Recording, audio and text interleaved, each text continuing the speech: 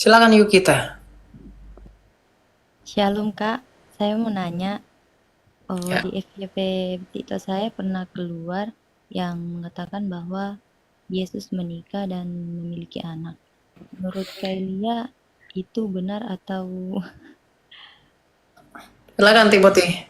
Injil Filipus ya. Ya sebenarnya gini, bukunya Michel dan Olson, saya dulu pernah tampilin ya. Sebentar, saya coba cari bukunya. Oke, dapat. Eh, Bentar ya. Injil Ini Filipus bukunya. atau Injil Maria sih itu? Injil apa sih itu?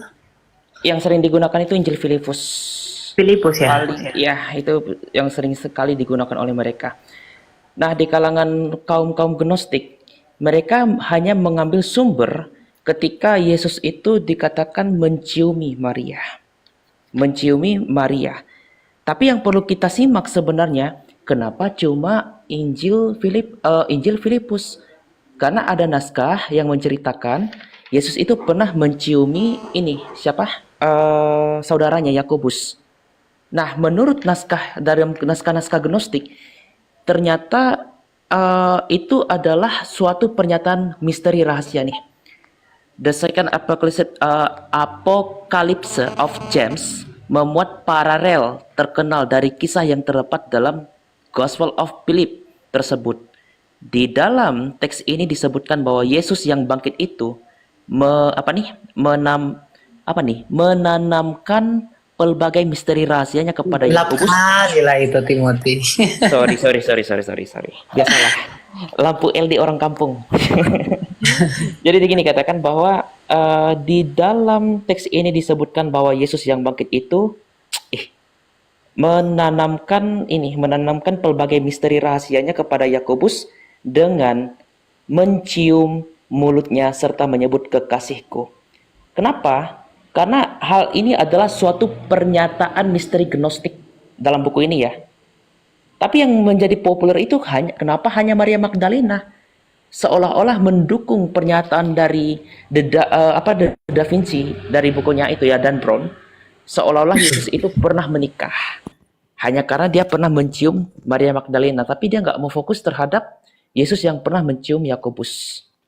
Nah, jadi perlu kita ketahui naskah Gnostik itu berkaitan dengan misteri Gnostik atau misteri rahasia. Gnostik itu dari kata genosis ya, yang artinya misteri rahasia. Orang-orang yang menyatakan penampakan ilahi secara rahasia. Dan ini ajaran sesat. Seperti apa ya? Seperti mistik kejawen yang dulunya itu ya terlalu menekankan esensial roh gitu loh. Dan ini tidak diterima oleh gereja awal dan dikutuk gereja awal. Bahkan Ignatius sempat menyindir mereka, Ignatius dari Antioquia, muridnya muridnya Petrus dan juga muridnya Yohanes, ya. Nah, di dalam buku ini Olson sempat mengutip bahwa sebenarnya Yesus itu nggak menikah. Para sarjana berspekulasi bahwa pernyataan Yesus mengenai orang yang membuat dirinya demikian karena kemauannya sendiri oleh karena kerajaan surga, Matius 19 ayat 10 sampai 12, merupakan respon terhadap kecaman yang mengkritik dirinya yang tidak menikah. Jadi ini ayat bermata pedang dua untuk jemaat dan juga untuk menyinggung dirinya sendiri. Karena apa? Sosok seseorang guru yang sangat mencintai Allah, Yesus Kristus, sebelum kita. Dan kita diajarkan untuk mencintai Allah lebih dalam lagi. Makanya ada orang yang sangat mencintai Allah dengan tidak menikah. Ya, kekristenan purba ada, yaitu Rasul Paulus nggak menikah. Rasul lain menikah. Dan para rahib kita, bapak-bapak gereja kita, ada yang menikah, ada yang nggak menikah. Pastor atau presbiter nggak menikah. Karena Matius 19 ayat 10 sampai 12. Apalagi Yesus ya. Apalagi Yesus.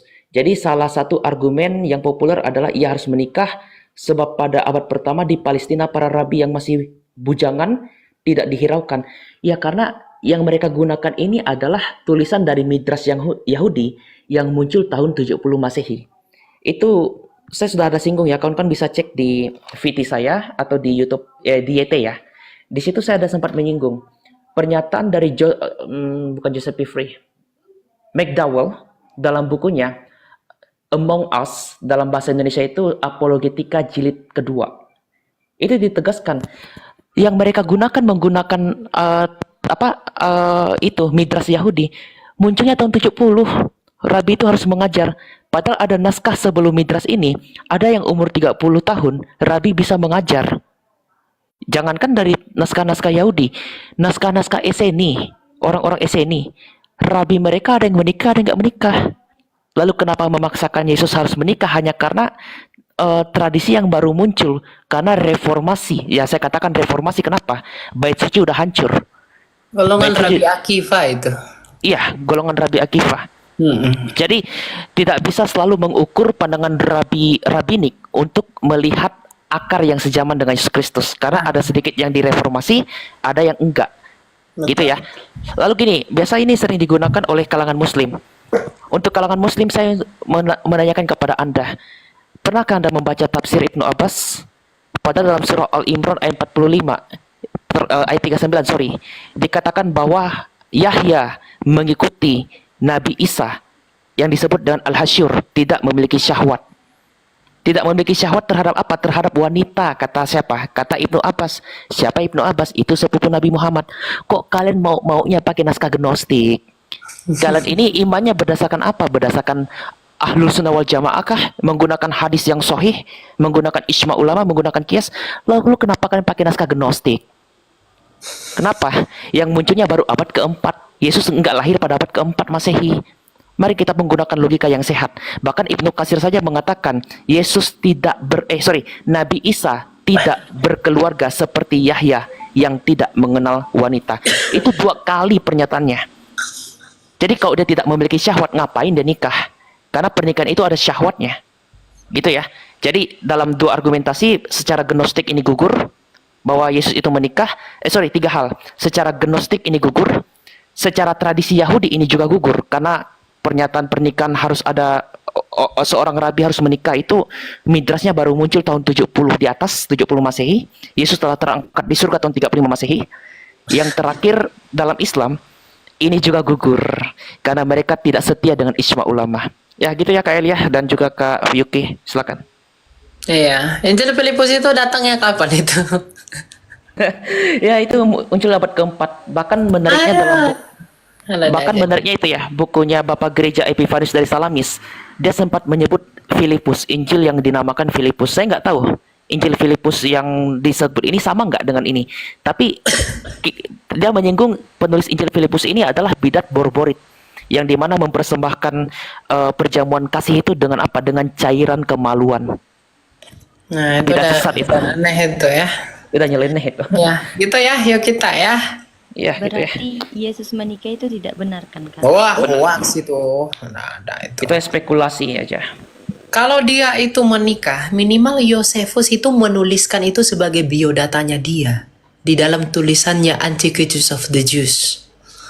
Tapi enggak ada tuh Josephus tulis itu. Gitu loh. Ya? Terima kasih, Kak. Iya, iya. Shalom. Ya, salam dan berkati.